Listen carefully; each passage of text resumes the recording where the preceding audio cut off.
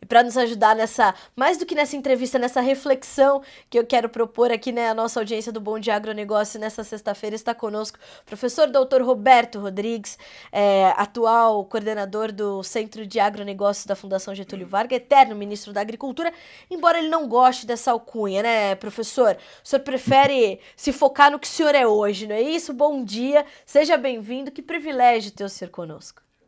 Bom dia, Carinha. O privilégio é meu estar com você, com seus telespectadores que são fiéis a você pela sua lealdade com todos nós aqui do agronegócio brasileiro.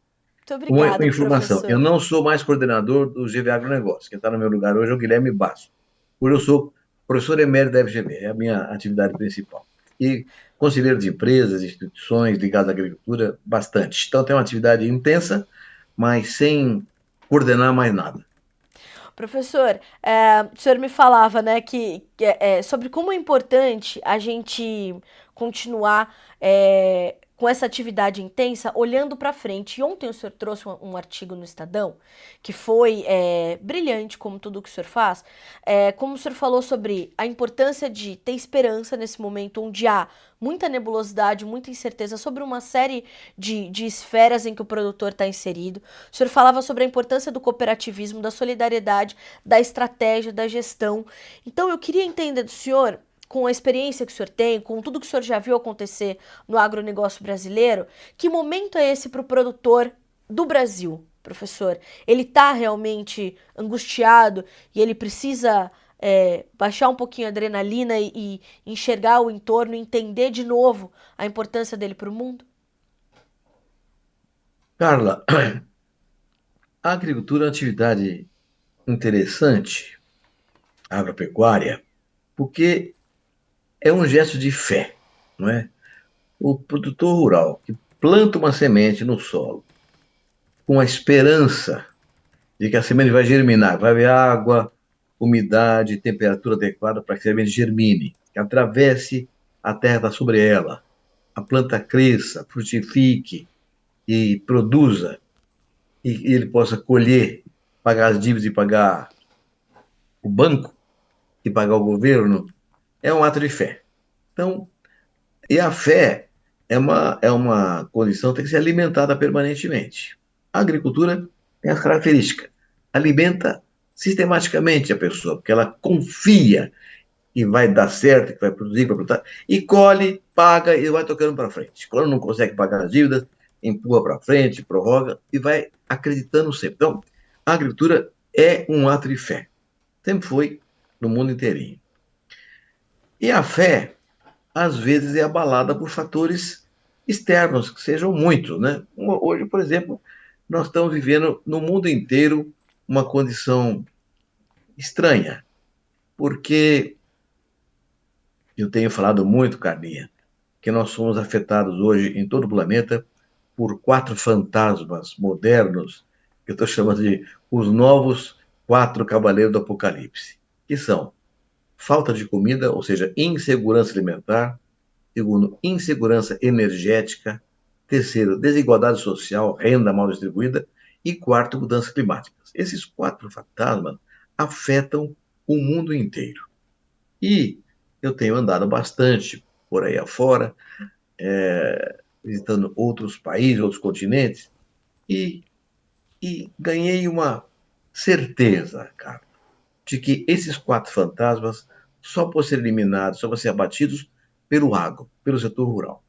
E tem que ser, porque enquanto eles estiverem cavalgando brida solta sobre oceanos e continentes, você vai matando a liberdade, vai matando a fé, vai matando a democracia, vai matando a paz. Então é preciso eliminar esses fantasmas para que o mundo tenha paz, democracia e avance adequadamente no bem-estar coletivo. Mas é o agro que vai fazer isso. Mas qual agro?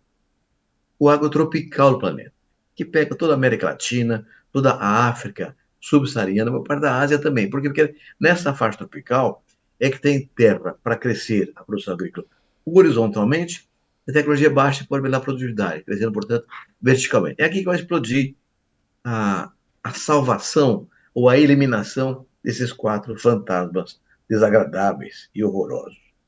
Só que cabe ao Brasil na verdade, liderar esse processo. E não é nenhuma coisa ufanista ou patriotista, não é.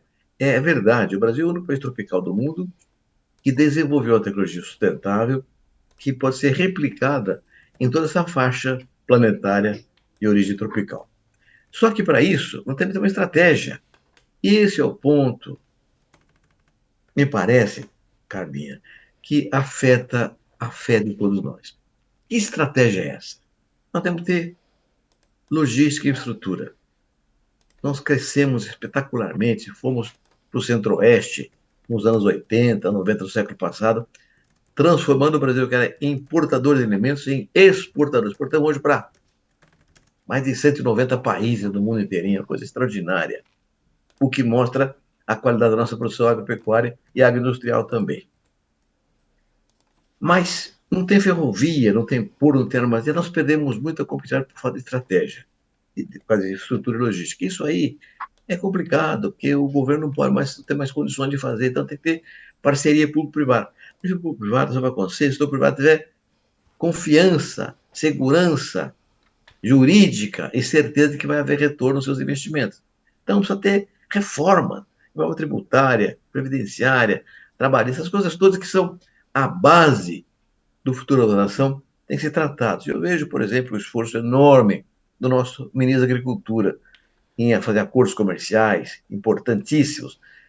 Até ter acordo comercial com grandes países consumidores, como a China, como a Índia, como os países do Oriente Médio, mesmo com a União Europeia, Estados Unidos. Então tem que ter acordos comerciais gigantescos que permitam essa coisa avançar. Isso está fora do Ministério da Agricultura, está mais de outros ministérios. Logística e Infraestrutura também está no Ministério da Agricultura, está em outros ministérios. Então eu vejo um esforço muito grande do nosso ministro, mas falta uma coordenação estratégica do país. Acordos comerciais, tecnologia, é uma coisa fantástica. Hoje, nós estamos perdendo espaço na tecnológica pública. O setor privado faz muito mais pesquisa do que o setor público. É ruim? Não é bom. Mas o setor público cuida de setores que não são tratados, porque não são rentáveis para o setor privado. Então, são temas de uma estratégia que precisa ser colocada. E nesse cenário surgem ali, problemas de competitividade. Você vê a União Europeia criando regras que procuram interferir na nossa legislação, com os de desmatamento, de compra de produtos que não sejam originados de desmatamento posterior a dezembro de 2020. Não se considera ser desmatamento legal ou ilegal. O ilegal tem que acabar. Tem que acabar com tudo que é ilegalidade. Desmatamento ilegal, garimpo clandestino, invasão de terra, incêndio criminoso. Tem que acabar com o que é legal, porque senão nossa imagem fica complicada, apesar da nossa extraordinária sustentabilidade produtiva. Então, eu penso que essas coisas todas, essas incertezas todas, dadas pela democracia, sendo erodida no mundo inteiro, política protecionista que ressurge no mundo com muito vigor, e a ausência de uma estratégia interna, tiram um pouco a tranquilidade do produtor rural brasileiro. Nós vimos agora, por exemplo, plano de safra, em julho, plano de safra. Tudo bem que o plano de safra não é mais uma coisa fundamental. E vi também, de novo, o ministro da Agricultura fez um esforço louco para conseguir o plano de safra logo, mas a área financeira fica dificultando problemas. E aí o que acontece? Vai demorar para o seu dinheiro, vai complicar o suprimento de insumos, o abastecimento de fertilizantes, defensivos, sementes para todo mundo, vai encarecer o frete. Então, são coisas que nos perturbam a tranquilidade e impedem a nossa condição de fazer um planejamento estratégico realmente consistente e com segurança absoluta. Isso tudo, Carminha, cria uma insegurança. Cria uma insegurança. Que aconteceu no Rio Grande do Sul, uma tragédia sem precedente na história do Brasil. Nunca aconteceu nada nem parecido. Então, temos que cuidar do Rio Grande do Sul, ajudar aquele pessoal que fez o Centro-Oeste brasileiro crescer com sua coragem, sua determinação. Então, são coisas que não estão acontecendo estrategicamente. Acho que isso aqui deixa um pouco de incerteza para todos nós. Professor, eu permiti até que a nossa audiência se adiantasse e lhe mandasse algumas perguntas, e de fato, eu acho que a pergunta do Moisés Vicente, ela vem muito de encontro com isso que o senhor está dizendo, sobre o que precisa ser feito. Né, o senhor cita uma série de situações, e como o Brasil faz parte de uma solução importante, aliás, o senhor fala que o Brasil, né, nessa agrotropical, o Brasil vai liderar esse movimento, e o Moisés faz uma pergunta bastante interessante. Professor, ele diz assim, ó, como seria possível preparar essa nova geração de produtores rurais, pois existe muita diferença entre o agro de 30 anos com o agro da nossa atualidade? Tem uma fórmula, uma maneira, uma estratégia da gente preparar, do Brasil preparar, professor, essa nova geração de produtores rurais? Não, a pergunta é interessante do Moisés, mas eu responderia nesse aspecto, mas até com um pouco de otimismo. Eu vejo acontecer coisas novas no Brasil hoje, sobretudo do ponto de vista da gestão rural. O que aconteceu com a inteligência artificial, com a digitalização, a conectividade, produziu um interesse novo na juventude de olhar para a agricultura, sobretudo na área de gestão, né? Então eu vejo hoje a gestão no campo brasileiro melhorando bastante, evoluindo muito com a juventude. Então eu vejo hoje uma gestão agrícola mais robusta do que era no meu tempo. No meu tempo, por exemplo, os pais que tinham 5, 6, 10 filhos escolhiam o menos preparado para tocar a fazenda junto com eles. Hoje não, hoje o pai olha para o filho, você quer ficar aqui? Vai estudar. Então eu vejo hoje uma dimensão muito mais forte na questão da sucessão na agricultura, olhando para uma juventude preparada e interessada no processo. Inclusive, Moisés, o que tem de startup na agricultura hoje, a região de Piracicaba é um vale do silício de startup na agricultura. Tem dezenas de startups evoluindo muito em termos como gestão, incorporação de tecnologia. O tema da digitalização, com máquinas agrícolas trabalhando com motor de bordo, exige mais preparo. Então, eu vejo que há um rejuvenescimento na gestão rural brasileira, e isso é um fato positivo. Acho mais preocupante o interesse econômico no processo. Se você não tem segurança, não tem um horizonte de rentabilidade efetiva, se o risco fica muito maior por falta de questão jurídica adequada, então isso pode gerar um desânimo na juventude. A juventude vai buscar horizontes rentáveis. Hoje a agricultura está sofrendo um pouco nesse processo. Mas o tema da gestão e da juventude no campo, eu acho que você pode ficar tranquilo, mas eu vejo muito positivamente esse processo de sucessão no campo. Professor, quando a gente ouve o senhor falar sobre aquilo que precisa ser feito, quando nós destrinchamos um pouco disso, é uma combinação de esfera pública com esfera privada, trazer ainda mais, né, a atuação das cooperativas para o desenvolvimento do agronegócio brasileiro. O cooperativismo ajudou também a transformar e a trazer a produção agrícola brasileira, a produção agropecuária brasileira aos níveis em que estamos hoje, né? É uma combinação dessas esferas que vai garantir que aquilo que precisa ser feito seja feito nos próximos anos, professor? Eu não tenho a menor dúvida. Eu tenho muita convicção disso tudo. Aliás, o cooperativismo é uma das questões que eu mais trabalhei a vida inteira, né? Mas pegando o seu gancho, hoje, no mundo inteiro, a globalização da economia reduziu a margem por unidade de produto. Cada vez menor a margem por unidade de produto. De modo que o produtor rural só faz a renda dele na escala. É a escala que permite continuar a atividade. O pequeno produtor, por definição, não tem escala. Ele é pequeno, mas tem escala jamais. Então ele é um condenado, é um condenado. O que tira essa condenação é a cooperativa. E a cooperativa permite que ele alcance a escala no conjunto dos seus iguais. A cooperativa é a extensão no conjunto do que o produtor pequeno pode fazer sozinho. Então a cooperativa traz para o mercado, traz para dentro do mercado aqueles produtores que sozinhos não teriam chance de evoluir. Então você tem toda a razão. Mas é uma coisa que preocupa muito.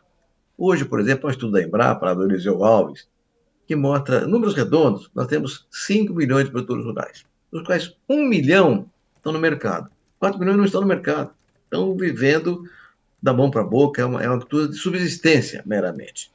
Trazer esse pessoal ao mercado é um papel das cooperativas. Então tem que haver uma ação conjunta do Estado, do governo da cooperativa. Por quê? O que diferencia um país desenvolvido de um país não desenvolvido é o grau de organização da sua sociedade. Quanto mais organizada for uma sociedade, mais desenvolvida será, mais transparente será, mais democrática ela será, e, portanto, os governos democráticos procuram enfaticamente organizar a sociedade. Ora, o que é cooperativa? A cooperativa é o braço econômico da organização da sociedade. Portanto, é um elemento fundamental, essencial mesmo, para organizar a sociedade e, com isso, trazer para o mercado pessoas ou instituições que sozinhas não sobreviveriam. Então, o governo tem que ajudar o cooperativismo. Não porque seja a favor, mas que é bom para ele.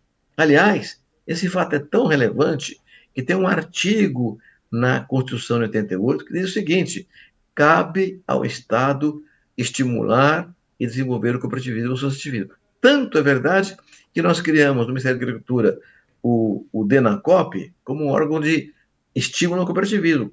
Mas é pouco, precisa fazer mais. Felizmente, hoje, os projetos de crédito também tiveram um avanço muito grande. Pela mesma razão, na Constituição de 88, nós conseguimos colocar um artigo na área econômica dando aos projetos de crédito isonomia em relação ao sistema financeiro, que antes não podia, antes não tinha essa questão isonômica. O projeto de crédito era quase que uma abstração, uma teoria.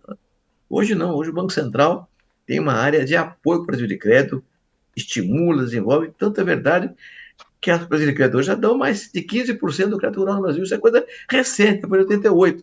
Então, você tem razão. As cooperativas agropecuárias hoje já respondem por 54% da produção agrícola brasileira. E tudo pequeno e médio, porque os grandes não dão cooperativa, não precisam de cooperativa. E o crédito crescendo muito por causa dos bancos cooperativos, das cooperativas de crédito, tanto rural quanto urbana. E tem uma característica nesse ponto, cara, que acho que a gente não olha muito, né? Cada vez é mais importante no mundo moderno que as relações entre o urbano e o rural sejam mais próximas, sejam mais íntimas. Não tem mais espaço em nenhum país do mundo para que um setor despreze o outro ou não considere o outro com a importância que tem. Não tem mais cabimento a sociedade urbana desprezar a rural em nenhum lugar do mundo. No Brasil também não. Então tem que haver uma composição mais estreita entre o rural e o urbano. E o cooperativismo é um instrumento perfeito para isso.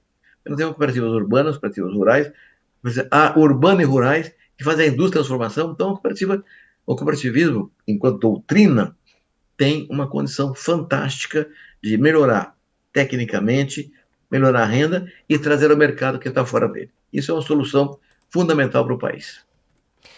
Professor, eu estou aqui, prometo que estou quase concluindo a nossa entrevista. Eu queria ouvir um pouquinho do senhor sobre a questão do seguro rural. O senhor foi uma peça fundamental para a implementação dessa ferramenta no Brasil.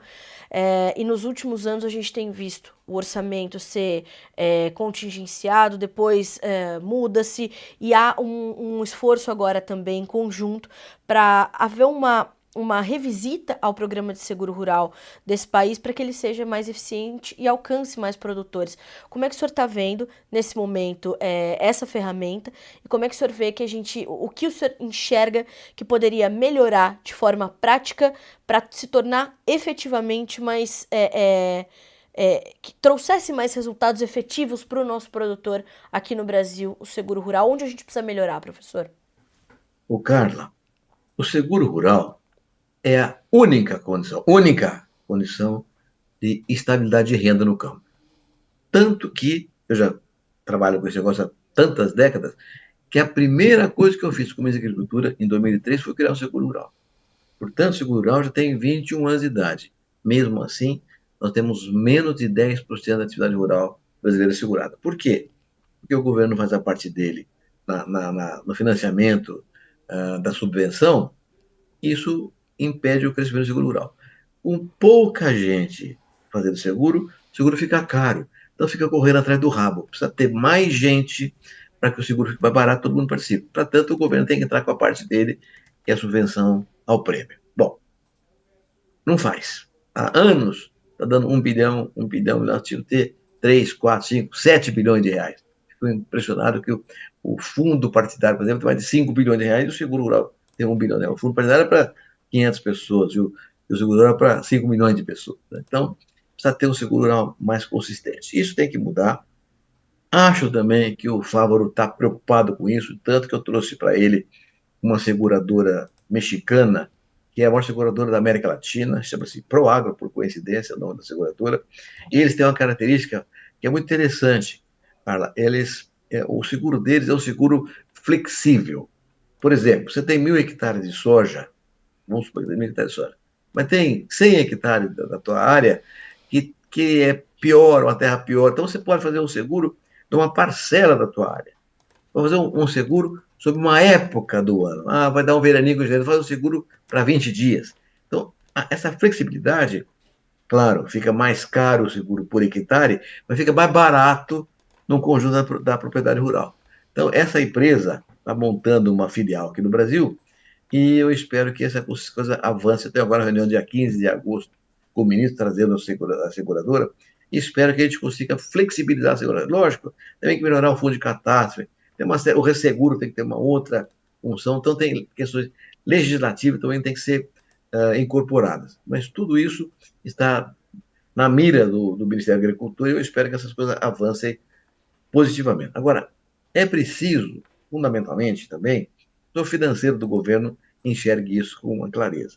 E é tão óbvio que eu me assusto com a burrice da área financeira do governo. Qual é o problema do seguro?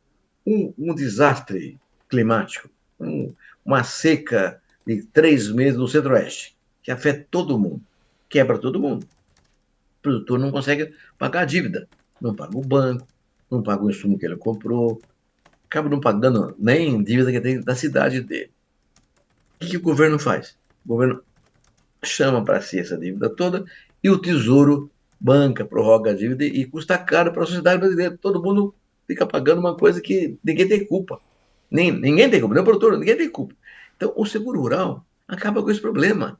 O seguro rural funcionando adequadamente, teve uma seca de 3 meses, 4 meses, para todo mundo recebe o seguro, paga o banco, paga o trator, paga o fertilizante, paga a farmácia, paga tudo e fica tudo em paz. Ninguém tem que atender a uma demanda externa à sua necessidade. Então, o seguro rural é fundamental, tanto que no mundo inteiro desenvolvido existe há décadas. E tem uma característica adicional que eu acho muito interessante tratar. Nenhuma seguradora vai fazer um seguro produto rural que não tenha tecnologia. Portanto, o seguro estimula melhorar a tecnologia, melhora o padrão tecnológico, todo mundo ganha com o seguro rural. Outra coisa, o seguro rural desobriga o Banco Público, o Banco do Brasil, Caixa Econômica, a financiar a safra. Com o seguro, o banco privado vai financiar a agricultura, porque tem garantia de que vai ter o retorno dele. Esse nos Estados Unidos tem Banco dos Estados Unidos, na Europa tem Banco da Europa. Não, é banco privado que financia a agricultura. Então, o seguro puxa a tecnologia para cima, melhora para todo mundo, melhora para o país, e traz um crédito rural muito mais amplo, o seu privado, desobrigando o governo a usar o seu dinheiro para outras atividades sociais mais importantes. Então, o seguro rural é a base, é elementar, a base da estabilidade da renda no campo. E um campo com estabilidade da renda tem estabilidade social e econômica para o país inteirinho. Professor, olha, nem sei como agradecer a sua generosidade em aceitar o nosso convite para Imagina. estar conosco aqui no Bom Dia Agronegócio. E para finalizar, eu queria que o senhor dissesse para o produtor brasileiro por que é tão importante ser produtor rural nesse país, para a gente fechar essa conversa, né? Para que ele possa lembrar todos os dias, professor, a importância da atividade que ele escolheu para tocar a vida dele. Bom, aí é uma questão também de fé, né? Não vou dizer para o senhor o que eu penso desse assunto. Se o Brasil é hoje um país que exporta para quase 200 países, alimentando 1 bilhão de pessoas no mundo inteiro, e pode aumentar essa condição de alimentar o mundo inteiro. Se o alimento é a única condição para que haja paz social e política no país, país com fome derruba o governo, mas sem fome não tem problema, vamos tocando para frente. Os problemas, a fome é o elemento principal que destrói a área social e política do país. Então, a agricultura alimenta, a agricultura faz energia, a agricultura emprega, distribui renda, a agricultura cuida das mudanças climáticas. Então, a agricultura tem um papel central no mundo contemporâneo. Ora, se o produtor rural tem o privilégio de alimentar populações do mundo inteirinho e criar condições energéticas favoráveis e gerar emprego, riqueza e renda no seu país, ele está contribuindo para a paz universal.